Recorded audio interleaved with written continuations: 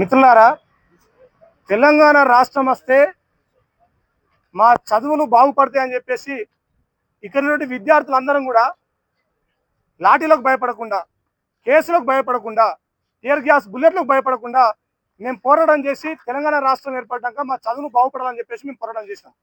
అందులో భాగంగా 1200 మంది విద్యార్థులు తెలంగాణ ఉద్యమంలో తన ప్రాణాలను తృణప్రాయంగా అర్పించిన తెలంగాణ రాష్ట్రం కోసం.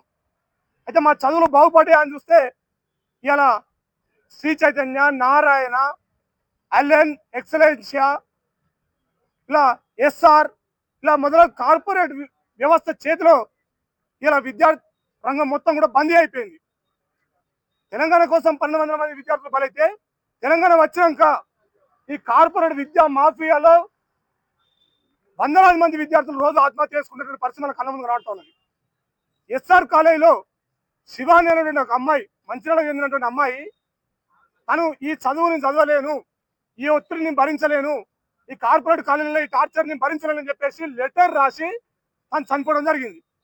ఈ కాలేజీలు 1, 2, 3 ఐఐటి సీట్లు మాకే వచ్చినాయని చెప్పేసి 1, 1, 2, 2, 3, 3 అని తల్లిదండ్రులను ఆశ్రయించి లక్షల ఫీజులు, ఎవరు చెప్పింది మీకు 2 లక్షల ఫీజులు తీసుకోవాలని?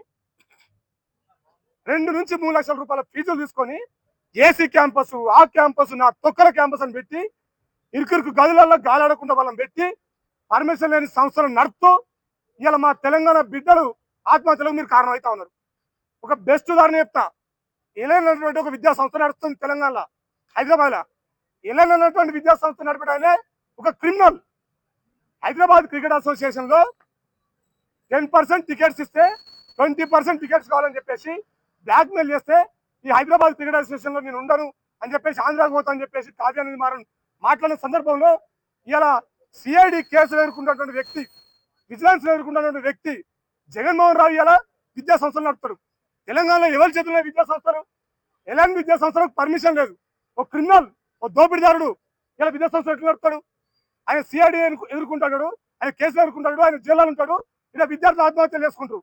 ఎవరి కారణం? ముఖ్యమంత్రి రేవంత్ రెడ్డి గారు ఈ విద్యా వ్యవస్థ ఎవరి చేతులు అప్పయపడానికి తెలంగాణ ప్రభుత్వం చూస్తా ఉన్నది. ఈ 1, 1, 1, 2, 2, 2 ఆత్మహత్యల, వందలు, వేలు ఆత్మహత్యల. ఇదా ఈ తెలంగాణ తల్లిదండ్రులు కోరుకునేది? ఐఐటి నీట్ రద్దు చేయాలని చెప్పేసి ఎన్నో సందర్భాల్లో డిమాండ్ చేస్తా ఉన్నాం.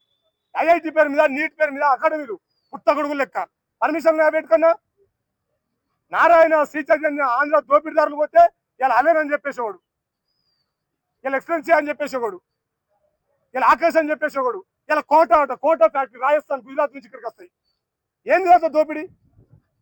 బుక్స్ ప్రింట్ చేస్తారు మీరే, డ్రెస్సులు ప్రింట్ చేస్తారు మీరే. మొత్తంగా గాలాడని ప్లేస్లలో విద్యార్థులను బంధించి విద్యార్థుల ఆత్మహత్యలకు కారణమవుతారు. ఇలా శివాని రాసిన లెటర్లో స్పష్టంగా ఉంది, నానా నాకు ఈ చదువు అర్థమైతే లేదు, మీరేమో సగం ఫీజు కట్టినామంటున్నారు, ఇప్పుడు నేను ఏం చేయాలి? ఈ ఒత్తిడి నేను భరించలేకపోతున్నా. స్పష్టంగా రాసిన ఒత్తిడి నేను భరించలేకపోతున్నా. ఈ ఐఐటి నీట్ల పేరు మీద విద్యార్థులు ఎంతమంది చంపుకోవాలి? ఇంకా ఖబర్దార్ నారాయణ, శ్రీ చైతన్య, అదేవిధంగా ఖబర్దార్ ఎక్సలెన్సియా, ఎలెన్, ఆకాశ్ లాంటి విద్యా సంస్థలారా, 9 ఎడ్యుకేషన్ లాంటి విద్యార్థి సంస్థలారా, మీకు చెప్తా ఉన్నాం. ఫిజిక్స్ వాళ్ళ లాంటి విద్యా సంస్థలారా, మీకు చెప్తా ఉన్నాం, మీరు తక్షణమే మీ దుకాణం మూసుకోరి. ఈ విద్యార్థుల ఒత్తిడిని బంద్ చేయరు, ఈ విద్యా వ్యాపారాన్ని బంద్ చేయరు. గ్రూప్ ఆఫ్ కాలేజెస్ అనేటువంటిది బంద్ చేయాలి. ఒకరి పేరు మీద ఒకే విద్యా సంస్థ ఉండాలి. రూల్స్ అండ్ రెగ్యులేషన్స్ పాటించాలి. మేము కృష్ణాదిత్యకు అనేక సార్లు ఇచ్చినాం, విద్యార్థులను చంపుకుంటున్నాం సార్, మీరు చూడండి.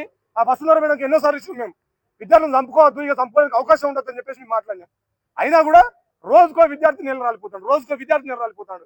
ఈ దుర్మార్గాన్ని ఈరోజు ఎడ్యుకేషన్ మినిస్టర్ లేరు, విద్యాశాఖ మొత్తం కూడా రేవంత్ రెడ్డి గారు చూస్తున్నారు. రేవంత్ రెడ్డి గారు తక్షణమే ఈ ఆంధ్ర దోపిడీ విద్యా సంస్థలను బంద్ చేయాలి, ఇక్కడ కార్పొరేట్ ఎడ్యుకేషన్ బంద్ చేయాలి, విద్యా వ్యవస్థల మార్పులకు విద్యా కమిషన్ కృషి చేయాలి అని చెప్పేసి సందర్భంగా డిమాండ్ చేస్తాను. ఈ పర్మిషన్ అండ్ కాలేజ్ మొత్తం కూడా మూసేయాలి, వాటి మీద విజిలెన్స్ దాడులు చేయాలి, సిబిఐ ఎంక్వైరీ జరగాలి, ఈడీ ఎంక్వైరీ జరగాలి. ఈ క్రిమినల్ చేతుల విద్యా వ్యవస్థ ఉండొద్దని చెప్పేసి మీ సందర్భంగా తెలియజేస్తాను. విద్యార్థులు చచ్చిపోయింది, మరి వాళ్ళ మీద కేసులు పెట్టాలి కదా. నారాయణ మీద కేసులు పెట్టాలి, చైతన్య ఓనర్ల మీద కేసులు పెట్టాలి, అరణ్ ఓనర్ల మీద కేసులు పెట్టాలి, ఎస్ఆర్ ఓనర్ల మీద కేసులు పెట్టాలి కదా. ఎందుకు పెడతారు కేసులు? లంచగొండ వ్యవస్థ నిర్మూలించండి. తప్పనిసరిగా విద్యా వ్యవస్థలో ప్రక్షాళన జరగాలని చెప్పేసి ఈ సందర్భంగా తెలియజేస్తా ఉన్నాం.